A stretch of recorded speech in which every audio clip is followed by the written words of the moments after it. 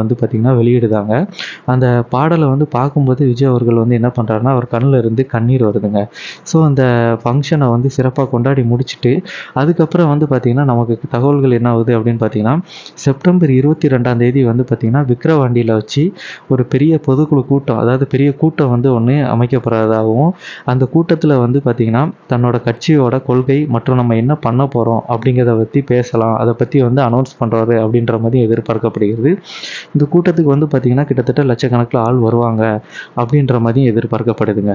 So இப்போ வந்து இதோட பாசிட்டிவ் எல்லாமே பார்த்தோம்.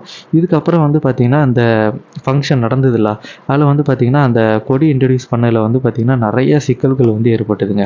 இந்த சிக்கல்கள் என்னலாம் அப்படின்னு பார்த்தீங்கன்னா, அந்த கொடி வந்து பார்த்திங்கன்னா ஸ்பெயின் நாட்டில் இருக்கிற கொடியை வந்து காப்பி பண்ணியிருக்காங்க அப்படின்ற மாதிரி சொல்லியிருந்தாங்க.